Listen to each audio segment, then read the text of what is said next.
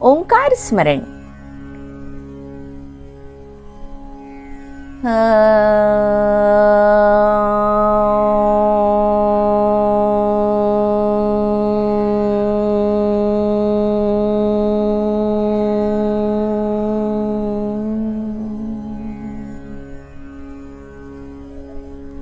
दोस्तों, आज की कहानी सुलभ सुखद मार्ग यह होई।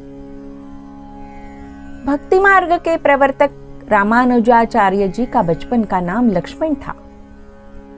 पिता की मृत्यु के बाद उनकी माता ने उन्हें आचार्य यादव प्रकाश जी के पास भेजा, जिनकी अद्वैत शास्त्र में गहरी आस्था थी। लेकिन लक्ष्मण का मन इस शिक्षा को स्वीकार करने को तैयार नहीं था कि भक्ति, देवार्चन आदि श्रवण मनन की अपेक्षा निम्न कोटि के साधन हैं। भगवान के सच्चिदानंद घन श्री विग्रह को मायामय बताना उन्हें सह्य नहीं था। इससे दोनों में वाद होता, मतभेद बढ़ते गए। फिर भी वे गुरु का बराबर सम्मान करते थे। एक बार कांची की राजकुमारी को जब ब्रह्म पिशाच पीड़ा देने लगा तो राजा ने यादव प्रकाश जी को बुलाया, मगर उनके तंत्र मंत्र का कोई प्रभाव नहीं पड़ा। तब स्वयं ब्रह्म पिशाच ने उन्हें बताया, यदि आपका शिष्य लक्ष्मण कन्या के सिर को अपने चरण से स्पर्श करे तो वह इस दुखद योनि से मुक्त हो जाएगी। आचार्य ने जब लक्ष्मण से राजकन्या के मस्तक को चरण स्पर्श कराया तो वह स्वस्थ हो गई। राजा ने गुरु शिष्य दोनों का सम्मान किया, मगर इससे आचार्य के मन में लक्ष्मण के प्रति ईर्ष्या हो गई और उन्होंने एक योजना बनाकर उनसे काशी यात्रा पर चलने को कहा। वे लोग यात्रा के लिए निकल पड़े, मगर रास्ते में ही लक्ष्मण को गुरु के षड्यंत्र का पता चल गया और वे उन्हें छोड़कर जंगल की ओर भाग गए।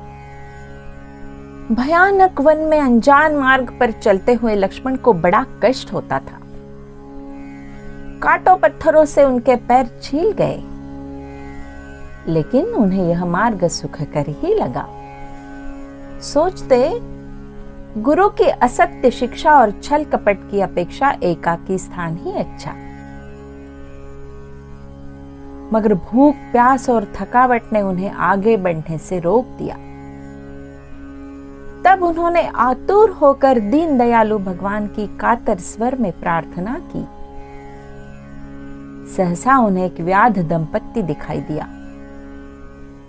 उन्होंने बताया कि काची यहां से बहुत दूर है, रात को विश्राम करके हम सवेरे रवाना होंगे।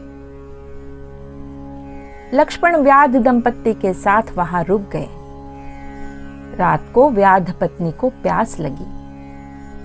सवेरा होने पर लक्ष्मण एक कुएं के पास गए और अंजलि भरकर जल ला कर उन्होंने व्याध पत्नी को पिलाया।